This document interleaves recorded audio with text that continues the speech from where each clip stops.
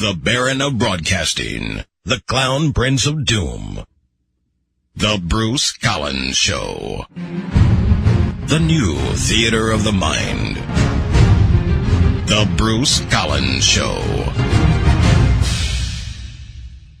Welcome back to The Bruce Collins Show. We're very glad to have you join us. This week we're going to be talking movie reviews with Brett Big Schwag Wagner and DeeDee Bigelow. And joining us is pro wrestler Drew Galloway, also known as Drew McIntyre in WWE. And we'll find out what he's been up to lately. And the answer is quite a bit. The Bruce Collins Show airs every Friday night at midnight right here at WWPR 1490 AM. You can listen to past archives of The Bruce Collins Show at IPBN-FM.com. That's IPBN-FM.com. There's a tab just for The Bruce Collins Show on the Intrepid Paradigm Broadcasting Network website. We would appreciate it if you're able to spread the word for our show by word of mouth, social media, or in whatever creative way you can. Also, we have a Facebook page for The Bruce Collins Show. Please like us there. And you can email the show at bruce_collins_show at AOL.com. The Bruce Collins Show also has a YouTube channel. Visit YouTube, search for The Bruce Collins Show channel, subscribe, and catch all the latest shows on YouTube. And now let me introduce my co-host, Chad Miles. He's a former congressional candidate in Michigan and a military veteran and is the founder and executive director of Sling & Stone Outfitters, a nonprofit organization that is dedicated to helping disabled veterans experience the outdoors. You can find out more information about himself, and he, since I messed that up, you can find out more information about Chad and Sling & Stone Outfitters on his website, chadmiles.com. He is radio's lethal weapon, Chad Miles. Welcome back to the program, Chad. Hey, Bruce. It's always a pleasure to be here with you. Tonight we're broadcasting on Stop. Just stop. We've been doing that enough. We've gotten in too much trouble with the radio station. Just stop right now. I don't want to hear about your wife. I don't want to hear about your kids. And I don't want to hear about your talking dog. That was the big one, the talking dog. That got me right there. But we can't do that anymore. Can I talk about WME? No, you can't even talk about yourself. We got to move on. I think you're being WMEAN. Stop. I'm serious. We can't do that anymore. Let's move on. I'm flustered now. Do you have any news stories for us this week, Chad? Well, thank you for asking. As a matter of fact, I do. Politics in Flint, Michigan got a whole lot dirtier with the announcement that Giggles the Pig has put her curly tail into the ring as candidate for mayor against 2 convicted felons. Wow. Including one who served nearly 20 years for murder. Giggles owner and campaign manager Michael Ewing told the Huffington Post, "If she wins, they'll have to build her a little fence outside City Hall. She really enjoys grass, and there's a lot of grass out there. I think she could get used to it." I bet those two convicted felons enjoy grass too. By the way, you ran in Michigan, didn't you? Yes, not too far from Flint. I ran in Detroit. You ran against Giggles the Democrat, who wasn't very funny. Yes, I ran for Congress against a senile man named John Conyers. Who probably should have been convicted. Let me tell you something. This is what I learned in that race. He could have killed somebody on live television and then been reelected from his jail cell. Let's put it that way. Wow. So the convicted felons have a pretty good shot at winning this race in Flint. Sounds like Washington, D.C. Marion Barry. Yeah, exactly. Moving on. What exactly is the way they became the Brady Bunch? Actress Florence Henderson stopped by the HuffPost show and looked back on one of the great mysteries of the Brady Bunch. What happened to Carol Brady's first husband? The show's writers never revealed the circumstances under which Henderson's character was able to pursue a relationship with Mike Brady and move in with him and his 3 sons. Henderson has her own take on what really went down with the formerly married couple. I killed my husband. I was the original Black Widow, she told host Roy Sekoff. You know what's wrong with this? It's okay to joke about murdering people. What if she would say, I killed my first husband. I was the original Black Widow. Oh, and by the way, I don't know what happened with my second marriage. He was gay, and I don't know how he had 3 sons. Because the guy who played Mike Brady actually was gay in real life. Right. But, if she said that part, the media would be up in arms. It's like, oh, she said her husband was gay. It's like political correctness is so strange to me that you can pretend that you murdered somebody. And it's funny. Yeah, especially if you're a woman. If you're a guy, I'm not so sure that you could say, oh, I killed somebody.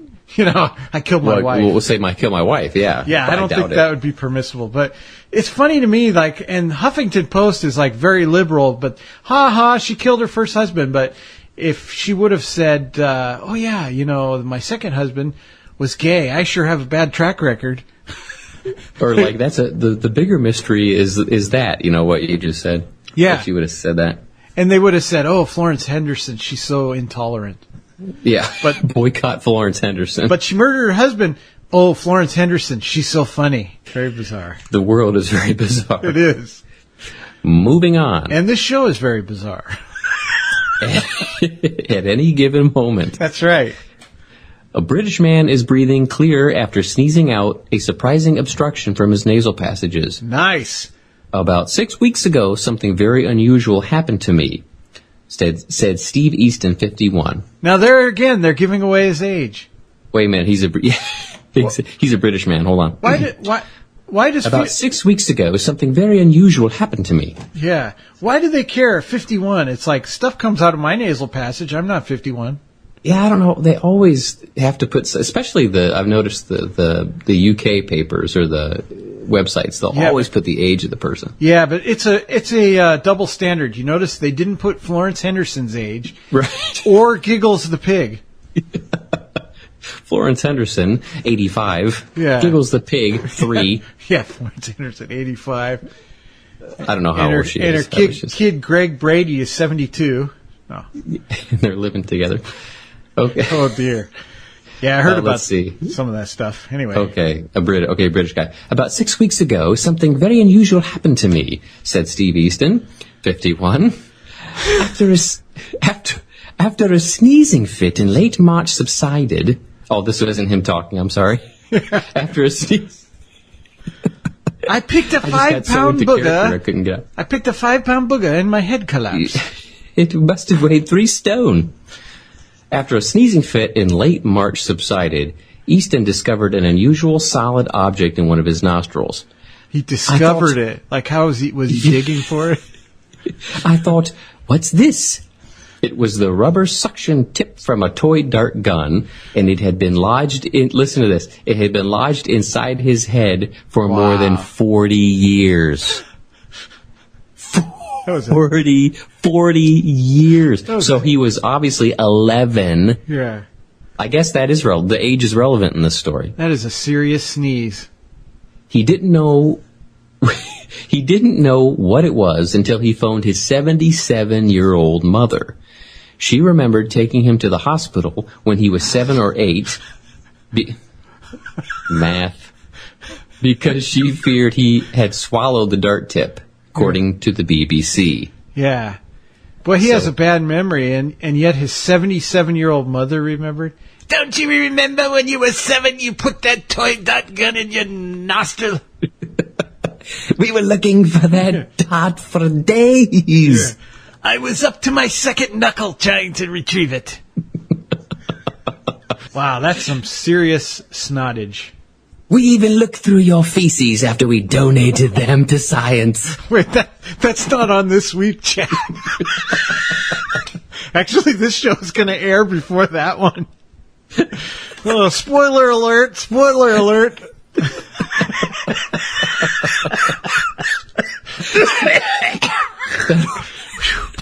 Oh, man. Only on the Bruce Collins show. And then you'll listen to the next week's show and you'll say, oh, that's what he meant. Yeah, now go back and listen to this one. It's like we're time traveling. By the way, Art Bell, we always talk about Art Bell. Art Bell is returning in July, Midnight in the Desert, and it will be available online. And, if you haven't seen this, you might be interested in this. Chad and I have viewed it. Although there is one inappropriate scene. But there is a there's a YouTube of George Norrie on his program talking about his pizza roll accident. And if you put in George Norrie pizza roll, it's sort of a cartoonish version of him talking about burning his mouth while eating pizza rolls. The story sounds a little bit suspicious. And there is one scene where the person who created the cartoon has this cartoon doctor draw a picture, and they sort of... Anatomically correct picture. Yeah, they sort of outline his naked bottom half in a cartoonish way, but it's still, not appropriate. But the rest of it is quite funny, actually. If the person who made that video is listening to this show by some miracle, please do more videos with George Norrie talking about weird things, because that video is hilarious. Yeah, it is. Cartoon. It's more of a cartoon. Yeah, except George's face. And then it looks like one of those jib-jab yeah, it's almost like a South Park thing. Yeah. Where it's like his real face, but his mouth's moving. Yeah. Because everybody knows that with his real face, his mouth isn't moving. He's like C-3PO. That's right. In more ways than one. All right, well, we better get to some movie reviews. Brett Wagner, Brett the Big Schwag Wagner, and DeeDee Bigelow join us. And joining us is pro wrestler Drew Galloway. In a moment.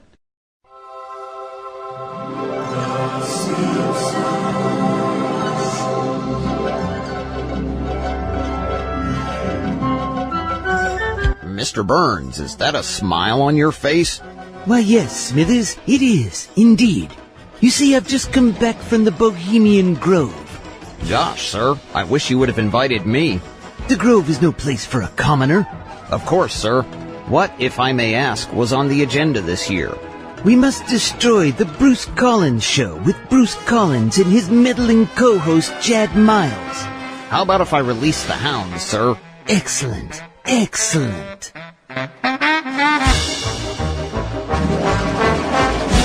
Ladies and gentlemen, that takes care of most of you.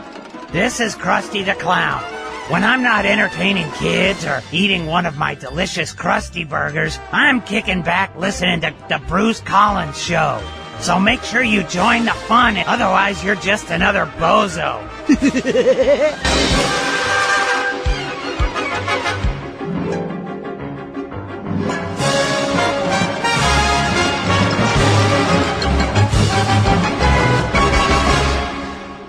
And so, in conclusion, my advice is never eat Hamburger Helper 3 days in a row, which I just did recently. Now I just want to punch that white glove right in the face. Joining me right now is Hollywood's power couple, Brett Wagner and DeeDee Bigelow. They are the Bruce Collins Show movie reviewers. Welcome, Brett and DeeDee. Hey, thanks for having us on. It is a pleasure, my friend. And it's always a pleasure for me. Now, I understand you both have gone to 2 movies and we're ready for your reviews. Should we start with Ex Machina first? I can read like a little introduction. This is what Fandango says the movie is all about. A young coder at the world's largest internet company wins a competition to spend a week at a private retreat belonging to the reclusive CEO of the company. On arrival, he learns that he must participate in a bizarre experiment which involves interacting with the world's first true artificial intelligence, which comes in the form of a beautiful female robot. And I've seen the trailer. It looks pretty impressive, but what do you guys think about it? Well, I suppose I've seen the trailer, Ex Machina, and, to be honest, I thought it was this really big sort of action movie. And surprisingly, it's not an action film, but it's a thinking film, and it's done very well. Bruce, I as well thought it was going to be an action film, and I started watching, and to me, it's like a modern-day Frankenstein. So if you've loved, Universal's Frankenstein, this is like a modern-day version. And I want to talk about the actors with you. Oscar Isaac, which DeeDee will be able to tell you he's known for The Most Violent Year, I believe, that came out last night, and Domhnall Gleeson, who are the two lead actors. Great, man. I'm telling you, so I was in for action. I was okay, and then it wasn't an action movie, but Oscar Isaac, who was just, I just recently, became aware of him, and Domhnall Gleeson is very young. These guys are great together. You're really going to hate this guy, Oscar Isaac, till the end of the movie. Wow. And they have a young, the robot is Alicia, who they call it AI, artificial intelligence. Alicia, I think it's Vikander. But really good action movie. And then DeeDee, even after not an action movie, really good thinking man's movie. It makes you think. It's got twists and turns. And then to boot, these two guys that are the leads of this movie, because there's only like 5 people in the whole movie, they are going to be some of the stars of the new Star Wars. So, it was weird that they were working together, but I really enjoyed it. DeeDee, what do you think? I thought it was a good thinking film. I thought it was done very well, like I was saying before. And, the acting is great. And you'll fall in love with the AI. Her name is Ava. And you just fall in love with her, even though you're not really sure exactly what she's doing until the very end. So just thought it was a well-done, well-made film. Real quick, as I said, when you get, if you think back to, Frankenstein and the Universal, how he, man created another man, out of parts. It's just, to me, it's like a modern-day Frankenstein. The acting is so well. The director, I want to give a little credit to, which is Alex Garland, did a great job. And when you have a small movie and a small cast, very tough sometimes to make something good. But great actors, great scripts, great dialogue, and some twists and turns along the way. And you really will get. Domhnall Gleeson and Oscar Isaac. You're really going to like these two guys as actors, and we'll get to see them again in the new Star Wars. And sort of, from what I gathered from the trailer, one of the hooks is the robot or the artificial intelligence female model, is she manipulating the guy, or is she really sincere, right? You know what? That's a really good question. And it's a good question for you to figure out when you watch the film. Excellent. Uh-oh, did I give away anything?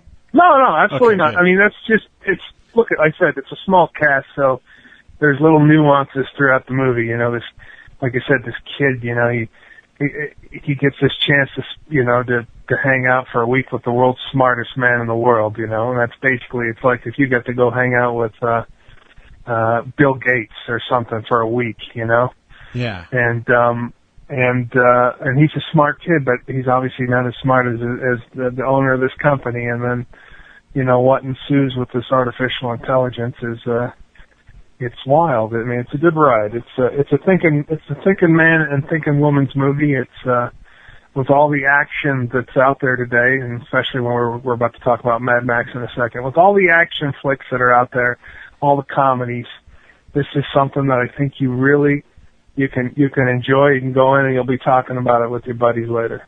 If you're not able to do this by spoiling something in the movie, then don't answer the question. But is there any part of the movie that you two, as actors and actresses, that you've done in Hollywood, is there anything you saw in that movie that if you were the director, you would have done differently? Oh man, no, I like I said, the director's name is Alex Garland, and I think I believe it's a man. There are women named Alex, but I believe he did a tremendous job. I think that, and like I said, it's very tough when you have a small cast and there's not a lot of action, which people go to the movie theaters for today. You really have to have a solid script, and you got to have a solid cast, and there's got to be really good dialogue, and and that's from the very beginning, especially when you meet Oscar Isaac, who is like I like to call him the mad scientist, but the smartest man in the world. His character is intriguing, and it's fast paced. He's witty. He really makes you believe he's the smartest guy in the world. So recommended, right, for you both? Absolutely. I give it 5 machetes. 5 machetes. Excellent. How many machetes is number 1? 10? No, I think 5 is the thing to go. 5 is if you get a 5, you're good. Okay, like good. I said, it's an enjoyable movie.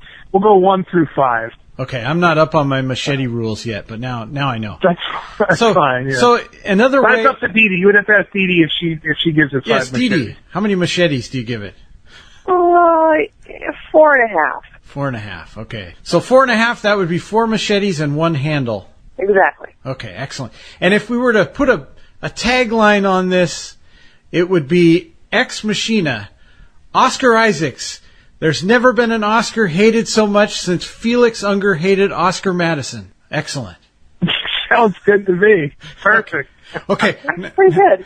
Not bad, Bruce. Now, thank you. Now let's move on to the next movie, Mad Max. Everyone's talking about this movie, but before we do that, you have a connection in this movie, Nathan Jones, don't you, Brett? Yeah, and very lucky. And actually, DeeDee got to meet Nathan, I think a couple days before we went to see the movie at the premiere. Oh, awesome. Got to meet Nathan and his girlfriend, Fawn Phoenix, who's a stunt woman. And, Nathan Jones, when I was helping running Ultimate Pro Wrestling in Orange County, which was the minor leagues for the WWF many years ago, where John Cena, Samoa Joe, and a whole bunch of other people came from, Nathan Jones walked in the door one day of the school and said, hey, and he was with some business guy, and Nathan, and I knew who Nathan was because I saw him on ESPN's World's Strongest Man, where he was arm wrestling a guy and snapped his arm in half, and I'm like, I always remembered this giant guy from Australia broke his arm, and here he is in front of me saying he wants to be a pro wrestler, and, he's a legitimate 6'10". He's one of the strongest guys in the world. And he sat there and put his leg behind his head, standing up, one leg. So wow. I was just like, he's got a shot at being in the WWF. And he did, he went from us and went to the WWF, and I think misused him in the WWF greatly, definitely. because, he'd probably be the champion by now, still there. But, I think better for him, because he went off in the last, 5 or 6 years, been in a lot of big movies with Jet Li and, Tony Jai, and now he just did a movie as well called Charlie's Farm, which is like a Australian version of modern day Michael Myers or Jason, which was released in Australia, and we'll probably get it soon. And now, of course, he is legitimately the 6th billed actor in this giant blockbuster. So, I thought Charlie's Farm was where the Angels go when they retire. Now, speaking of Nathan Jones, I remember when he was in WWE. Isn't he Australian? Is that correct? Yep, from Australia. Okay, and they used to hype his prison record. Was that a shoot or a work? That is a shoot. Okay. I do believe Nathan, when he was younger, got in a little bit of trouble and did a couple years in the joint, okay. And then got his stuff together and became a power lifter and got into the world of professional wrestling, and then went on to become a successful actor, which he is now. Yes. Taking my gigs. And speaking of that brings us right up to a movie that the English refer to as Angry Maximilian. Of course, we're talking about Mad Max, and the intro, as given to me by Fandango, whoever he is, and he's not a WWE wrestler. It's been 45 years since the collapse of civilization, and resources such as water, food, and oil are scarce. Wow, that kind of sounds like today. Survivors cling to life at the Citadel, a fortress controlled by the tyrannical Immortan Joe. I don't know if I'm pronouncing it right. Anyways. You said it right, yeah. Okay, so I'm going to skip all these Star Wars type names. Together, Furiosa and Max embark on a high-speed race through the desert, pursued relentlessly by the gangs of the apocalypse. Talk about this. What did you guys think of Mad Max? Oh, he's pointing at me to start. Oh, boy. Okay. Here we go on Mad Max Fury Road. Okay. Was it a great action film? Oh, yeah. Was there some fun blow-up? Yeah. Did it have some great just stunts and fights back and forth? Yes, it did. But at the end of the day, in my opinion, let's take out the word Mad Max. let's just call it Fury Road, because unfortunately, this was not Mel Gibson and Mad Max, in my opinion. And it wasn't whatsoever. Wow. If you see the original films, you understand that, first off, the first film, Max, had a purpose. He had something to do because of his family and what transpired. And in every film since, he always had a purpose. You know, there was always something that was going on, and it had a purpose to do with survival. This is a world of survival. It's the resources are down. There's no oil, there's no gas. Mm-hmm. You know what I'm saying? Yeah. So, unfortunately, all of a sudden, Max has become this charity case to about 6 women. Okay? You know what? Call him Sean, call him Matt, call him anything in the world, but don't call him Mad Max, because it wasn't. Wow. That's my opinion. But, wait a minute. Wait, don't get me wrong. Is it an absolutely fun action film? Absolutely. Just wasn't Mad Max. Okay, Bruce. Now, unfortunately, I have to live with this woman, and I'm marrying her shortly, and I usually don't disagree, but I disagree with the young lady. True, it's not the Mad Max we're used to. It's not Mel Gibson, but it is Tom Hardy, who's a fine actor, and this movie, from the very beginning, it's a 2-hour chase. It's the bottom line. You can't catch your breath. If there's a lull in the movie, it's for 30 or 40 seconds, and then the bad guys are coming. George Miller did a tremendous job with, he didn't want to use any CGI. So, even Nathan Jones has talked about how dangerous the stunts were. Because if you watch the movie, you see these cars, you see the stunt. I mean, they probably had over 100 stuntmen that worked, and drivers and everybody that worked on this movie. And then all the actors in it, a lot of them were doing their own stunts, like Nathan and these guys. Unbelievable action movie. The best action movie I've probably seen in 20 years. Wow. Is there a lot of tremendous, you could say, let's go back to Lethal Weapon. Let's go to Die Hard. Action movies and great action movies. And there's a little bit more acting in those movies. In this movie, it's a thrill ride, man. You get on the roller coaster, and the only time you breathe is with the last 30 seconds of the movie. Truly amazing. Some really good guys that I liked in it. George Miller called, in the first movie, the bad guy was called the Toe Cutter, and his name is Hugh Keys Byrne, and he was great in the original Mad Max. And George Miller, I guess, called him 8 years ago and said, hey, I want to do a revamp. I want to do a new Mad Max Fury Road. And he wanted to put this guy back in the movie. And so he is Immortal Joe. I can't say it. I think I said it was supposed to be Immortal, but Immortal Joe. He's the bad guy in this movie, 30 or how many years it is again later, which is pretty cool. And there's a guy, Nicholas, how do I say his name? Holt. Nicholas Holt, who is this crazy guy in the movie who's really good. And I kept looking at him, and I knew I've seen this guy before, and he does a tremendous job. He's in a movie called Warm Bodies, which was a movie that came and kind of went, where it's a little zombie, it's a fun teen zombie movie where a zombie he falls in love with somebody, and as he keeps falling in love with this girl, and he becomes human again. He does a tremendous job. Obviously, Charlize Theron is great in it, and she's awesome. And DeeDee is right. It's about, these women and the chase, and Mad Max is almost a secondary character in it as far as Tom Hardy is. It's Charlize Theron's movie, really, and Max is along for the ride, but he's very pivotal through the whole thing, Tom Hardy is. And it's just, in my opinion, it's an A+. If I give it 5.5 machetes, I would, it's a great ride. You're gonna be out of breath by the time it's done, and just knowing that there's not a lot of CGI in it, those are all stuntmen doing the stunts, so it just blow your mind. Mm-hmm. Any catchphrases from this movie that I'm going to hear teenagers saying? Oh gosh, man, I got to tell you something. It was so fast paced that anything that was catchphrasy, I didn't catch on. I was just enjoying the ride so much. And the action. I mean, it's literally 2 hours. It's a chase scene through the whole thing. Yeah. There's quirky characters in it.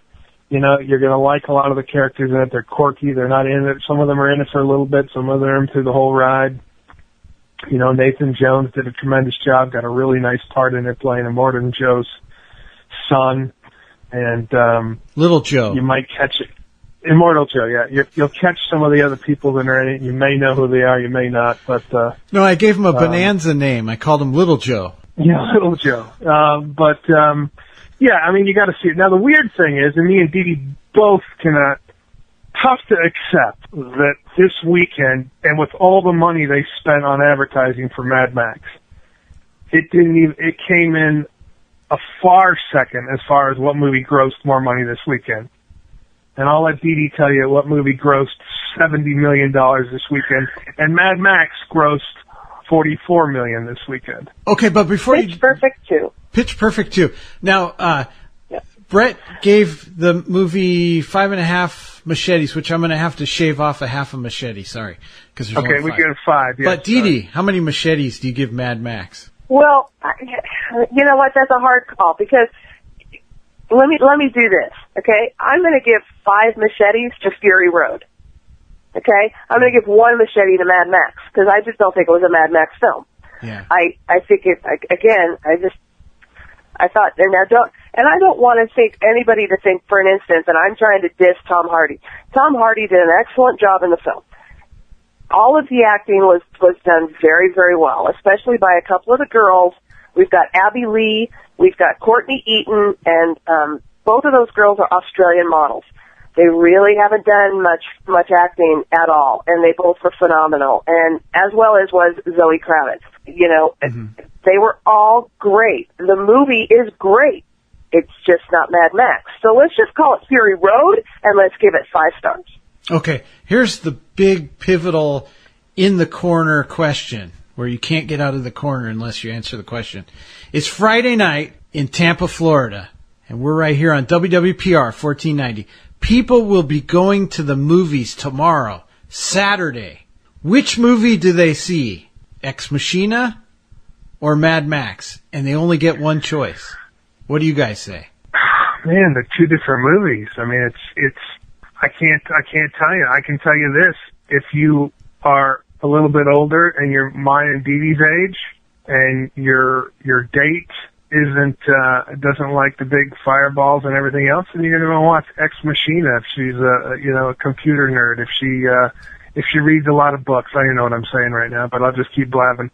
If she's smarter than the average Joe, or your husband, average, smarter or than the average guy. You may want to go see Ex Machina. If you just want to be out of breath and like you just went and boxed or ran a 10K or you just boxed 12 rounds of boxing, then you go see Mad Max. My opinion? Yes. Go see Mad Max, Fury Road. Because, and I'll tell you why.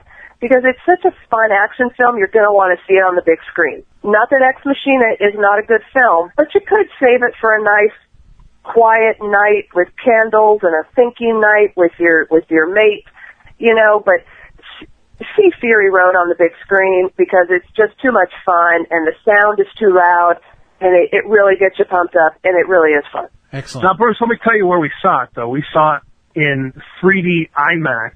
Wow. At the Chinese theater.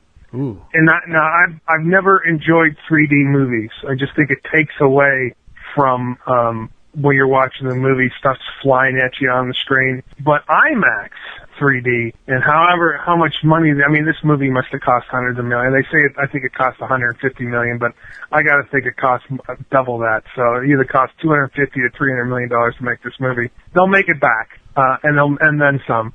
But watching it in 3D IMAX was unbelievable. It was tremendous. It doesn't even bother you that it's in 3D. And some movies will because they go for the gags. They go for a hatchet being thrown at the screen. This thing was totally amazing. Yeah. Now you mentioned average Joe, but of course we all want to know what the average Immortan Joe. Okay. So before you go, in the coming months, what movies are you looking forward to? Beyond control, can't keep myself under control for Star Wars right. episode 7 in December. I'm just a Star Wars geek. The 3 originals are back in it, so that's something I'm looking forward to. But I have several months to wait for that. Excellent. Do you think Terminator's going to bomb? I do. Yeah. I think it's going to bomb on us. I don't think anybody... I'm not sure you'd want our review on that one. I won't give it to you. What about Jurassic World? I think Jurassic Park's going to be look, I'm not the biggest Jurassic Park guy in the world. No, My fiance, DeeDee, loves it. I will go watch it. I think it's going to be a big hit. I mean, I've never disliked the movies. It's just not my flavor. I'm a action, scary guy deal. But I think the Arnold Schwarzenegger, it's done. I just don't think that the guy can sell a movie anymore, and I don't think I just think it's done. I don't think people are going to go. So, if Arnold Schwarzenegger should come to one of our listeners and say, I'll be back, tell him Big Schwag Brett Wagner said, it's done. Brett Wagner, DeeDee Bigelow, we shall await your return for your next movie reviews. Thank you so much for joining us this week. Oh, thank you so much for having us on, Bruce, and thank you, Tampa. Tampa, we'll be back next month with more machetes. More machetes, brother.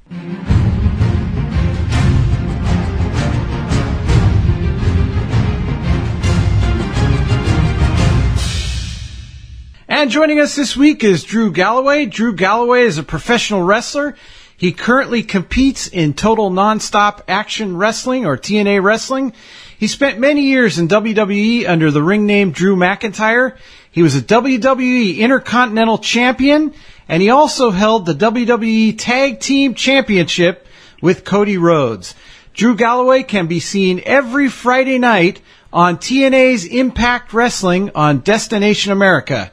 And for more information on Drew Galloway, you can visit TNA Wrestling at ImpactWrestling.com and follow Drew Galloway on Twitter at Galloway Speaks. Drew Galloway, welcome to the Bruce Collins Show. Thank you very much for having me. That was some introduction right there. Yeah, I did my best. Now, tell me a little bit about Scotland growing up there. How popular is pro wrestling there? Oh, in the whole of the UK, it's extremely popular. When I was a kid, there wasn't a particularly big wrestling scene to actually compete within it. WWE was huge when I was a kid, and there used to be an old British wrestling show, but it was cancelled in 1988 when I was about 3, so WWF really became the big thing. Everybody loved it, but there wasn't really many places to do it, and I was always obsessed with taking it up, but unfortunately I had to wait till I was 15 convincing my parents to let me travel 12 hours to the only wrestling school in the entire UK. That's when I began my journey, but it's very, very big, and these days I'd say the UK wrestling scene is probably the biggest independent wrestling scene outside of the big companies. Wow. So I know about Japan and I know about Mexico, and the wrestling is different there. UK wrestling, does that differ at all with American wrestling? Slightly. There's certain areas, like I said, there was the old British wrestling show. It was a particular style which was based more around maybe Olympic-style wrestling is, I guess, the best comparison. It was a lot of holds and counter-holds. When you see American wrestling, it's generally a lot of strikes, kicking and punching, and high-flying maneuvers. And Japan, again, is, very strong style, like a lot of strikes, etc. And Mexico, like you just said, is a lot of high-flying, pretty much strictly high-flying. I'm actually going to Mexico in a couple of weeks. Yeah. Well, they don't expect me to high-fly on some 6'5" and 255. I won't be doing much high-flying. I'll be catching the guys out in the air with punches. So try to fly. You spent time, obviously, in the UK wrestling. What were the promotions, and also who actually trained you? Well, like I said, there was only one place pretty much to learn, and it took since I was 10 years old, bugging my mother and father to let me go training, so they actually said yes when I was 15 to go to Portsmouth, England. From Ayr, Scotland, that was a 12-hour journey on a train, so it wasn't easy to get there. It was Mark Sloan, James Ty, Justin Richards, Doug Williams, Alex Shane. They're all the people involved in a company called the FWA, which was the only company at the time that was actually getting people to show up to their shows. As I said, there wasn't much of a scene, and they were the only place you could really learn to wrestle. And I went completely out of my way to find out where they were. I went completely out of my way to get there, and I was just a complete obsessive. I'm the biggest wrestling fan in the world. I tell everybody I just took it a step further and actually did it. I work with a gentleman. I have a 9-to-5 job, and I work in Northern California, Silicon Valley, and some of our people telecommute from Scotland, and they are huge Glasgow Ranger fans. And I understand you are also. Oh, yeah, that's my team. We're not doing particularly well right now, but I'm assuming most of the listeners don't actually know who Glasgow Rangers are, so I'll just say, oh yeah, actually we're awesome, we're doing totally great right now. But in reality, we're not really. Unfortunately, Rangers are having a little bit of troubles right now. We're working our way back to the top league. But yes, I'm a Glasgow Rangers fan, very big Glasgow Rangers fan. Now, they tried to explain it to me, and they said one of the rivalries was with Aberdeen, and then another one is Celtic. And they were saying something about a derby and the Old Firm, and they said this match between Celtic and the Rangers has some, way back, as far as tradition, has some kind of a religious connotation to it. Yeah, maybe more so back in the day.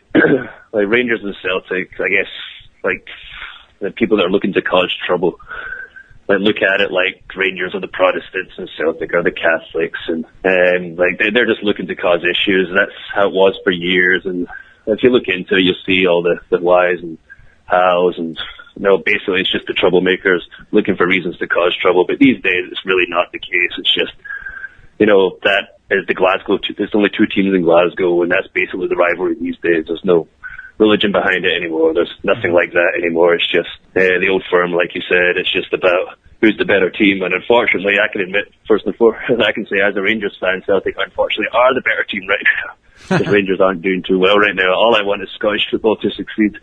And when Rangers are not doing well, then Scottish football are not doing well. And with your schedule, are you able to keep up with it very well? With great difficulty. Like you said, I'm with TNA right now. I spend part of my month there, but I'm also the busiest wrestler in the world right now. I currently hold 6 titles on 3 continents. I have the Australian title, I have the Danish title, I have the Insane Championship Wrestling title, which is a Scottish promotion, and I have the Scottish heavyweight title. I have the Evolve Heavyweight Championship, which is one of the top independent companies in America. I also have the Dragon Gate USA title, which is also the American-based version of a Japanese company. And I believe I covered them all right there. I don't even know right now because I've been on the road for 2 months straight. I've literally not had a day off in 8 months since I've been gone with WWE, and these are over 12 days off. This is day 1, and I'm going so stir crazy right now. I had to do a wrestling interview just to keep myself sane. I need some kind of wrestling in my life or I go mental. Man, that's crazy. So how did you make the transition from wrestling in the UK to WWE? How did you get discovered? Well, just through tryouts, like you do for, I guess, any team. Like even in America, I guess you'll have tryouts for the team that are scouting potential new talent. And myself, another wrestler called Sheamus, another wrestler called Wade Barrett, and if you follow the WWE show. Yeah. We were all close friends and done the circus together. I was like a bit younger. I was still at university at the time. I was 21 during the tryout in London at Wembley Arena, the biggest arena in the UK, and got signed off of that. All 3 of us did. We went over together. I got there 3 weeks before Wade Barrett, and I debuted on SmackDown the week he got there. I was rushed onto TV the second I got there. I was just turned 22. I was already on TV, which was pretty crazy since I was at university a few weeks prior. And then suddenly I was on worldwide TV doing like my dream job for, my company I was planning to get to. It was insane. So for anybody that was at my uni who saw me in school like a few weeks before was also seeing me on WWE TV a few weeks later. It was absolutely mental. Now, if you own the Back to the Future DeLorean and you could go back in time and see Drew McIntyre as he was beginning his run in WWE, and this is maybe good advice for anybody starting out in wrestling, what kind of advice would you give him? I wouldn't meddle with his career because everything I've done, I look at my career and I'm 29 years old. Yeah. People are always shocked when they hear my age, and I've had the run in the UK, and I had the crazy run in WWE with all the different characters and winning the Intercontinental title and the tag titles, and then I've won all these titles and taken over the independent scene in America, and then I'm on TNA in a prominent role, and I still haven't hit 30. I wouldn't change a thing. Everything that shaped me the man I am today is because of everything I've done, and I'd say to everybody, just take your journey. You're going to make mistakes, you're going to learn from them, but in the end, you're going to take your journey, and I say, just live life to the max, have no regrets, because life's too short and none of us get out alive, and it's as simple as that. Yeah. And also, Sheamus actually has a DeLorean. We keep trying to get it to 88, but it never gets there. Interesting. Well, it's because it's so old. Now, on March 7th, 2015, for 72 hours, you were given control of TNA's social networks, where you took opinions from wrestling fans on what they wanted to see on Impact Wrestling, and you were using the stand-up hashtag. What did wrestling fans tell you? Well, we had all sorts of feedback from that. First off, I have to say thank you to TNA for giving me that opportunity. When they tried to sign me initially, I was apprehensive. I didn't plan to be back on American TV. I was doing so well in independence and was happy and was, making good money. And the big thing for me was, I had my creative freedom to be myself, to be Drew Galloway, and that's what they told me. We're going to bring you in. We're going to let you just be Drew Galloway. Do what Drew Galloway does. Wrestle like Drew Galloway. Talk as Drew Galloway. Just be yourself on TV. I did that. I got a really good reception, and then based on the reception, they allowed me to take over the social media and continue with, my quest, I guess, just speaking my mind, and allowed the fans the opportunity to speak their mind. And basically what we got was they want to see more wrestling on their show. They don't want people talking and trying to act. We're not actors.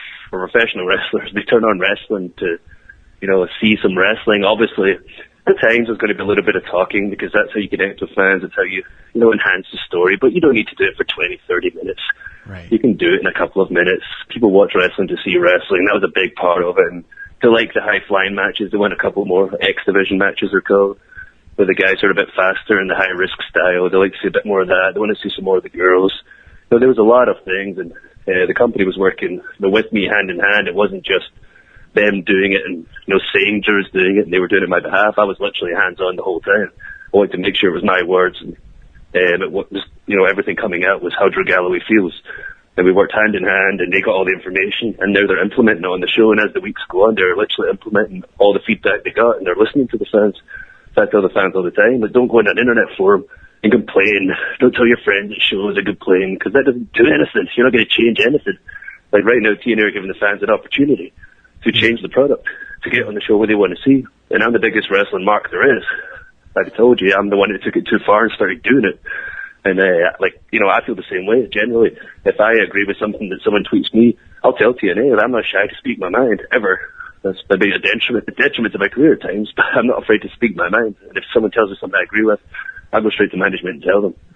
And I literally tell everybody, speak your mind, because you're going to see it happen on the show. If I agree with it, which I will, if you're a wrestling fan, because I'm the biggest fan, they're probably going to agree with it, and you're probably going to see it happen.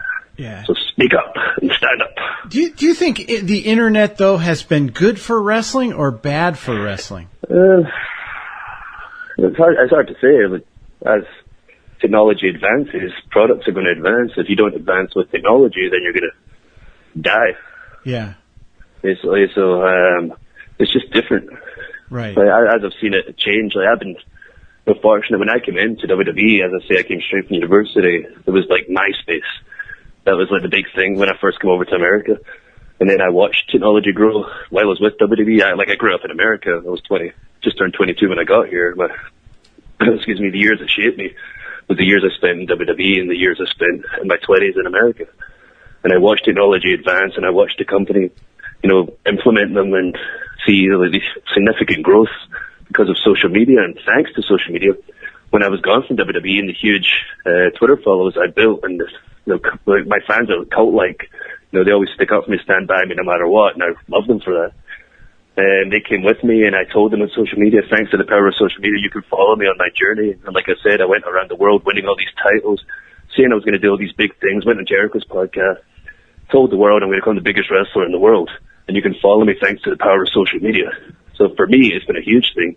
And then inevitably, because I guess TNA saw what I was up to, and No Big is running the place right now. He said, Drew, we want to bring you in, let you be Drew. And that's exactly what they did. And it was, I reckon, based off of what they saw on the social media, what I was getting up to, then being Drew was apparently working.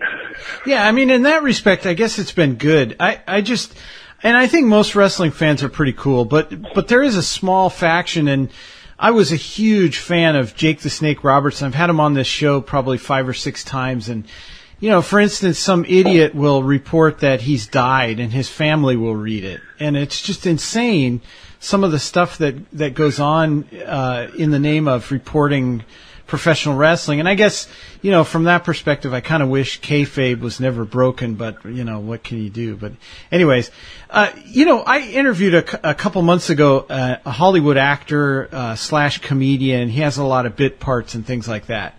And I said to him, is one of the secrets to success in Hollywood and doing some of the things he's done, is it knocking on doors, being persevering through the tough times and all of that? And he said, that's definitely part of it. But he said, and he's probably in his 40s. He said, I I wish somebody would have told me, or I would have figured out when I was in my 20s, to be myself. When I went on these auditions, to be myself as a comedian and to be the unique person that I am. And, you know, it seems like a lot of things try to imitate what's popular. Is one of the secrets to being a success in wrestling being your unique self? I'd say 100% yes. Mm-hmm. I've had a lot of opportunities to play different characters, and it's been fine the majority of the time. But when you look back at history of the most successful characters, when the wrestlers were generally playing an extension of themselves with the volume turned way up, those were always the most successful characters, like Stone Cold Steve Austin. It's Steve Austin with the volume turned up. Bret Hitman Hart is just Bret Hitman Hart. Shawn Michaels was Shawn Michaels with the volume not even turned up. And these are the most successful characters ever are just the guy with the volume turned up, aside rare exceptions like someone like The Undertaker. Like that's one of the few people you can name on one hand who were given like an off-the-wall character that they were able to pull off, and only that person could ever have pulled it off. But I agree 100%. When you're out there and you're just being yourself, just turn that volume a little bit up. But even with myself, like when I'm out there and I'm talking about wrestling and my passion for wrestling and how I feel about the current state of wrestling and things of that nature, I'm not turning the volume up. That's genuinely how I feel. I get fired up talking about it. Like right now, I've got to be careful how fast I talk because I've lost my voice a little. But, you can hear me in my voice when I'm talking about it. It's my passion. It's my obsession. It's always has been. So I'm 10 years old, and I sent to America for the inside secrets of wrestling. And because the book told me to keep kayfabe, I had it in a briefcase. My buddies at school would talk about wrestling, and they were still talking like it was real, but I know how it worked because I read it in my book, and it told me to keep kayfabe, so I kept kayfabe and played along with them at 10 years old. This is the kind of weird kid I was, and how obsessed I was with becoming a wrestler. Huh. So I don't even know what the question was. I do this. I go off in tangents sometimes because I get excited and start talking. You answered it. Wrestling. It was talking about being unique in wrestling. You already answered it. So yes. That's perfect. Now, I go off on random tangents, you'll find. Yeah, although I am very disappointed to hear that The Undertaker is not really a funeral director. But anyway, given that TNA... Oh, I'm sorry, it really is, yeah, of course. I don't want to... Kayfabe. Santa Claus is not real right now. That's right.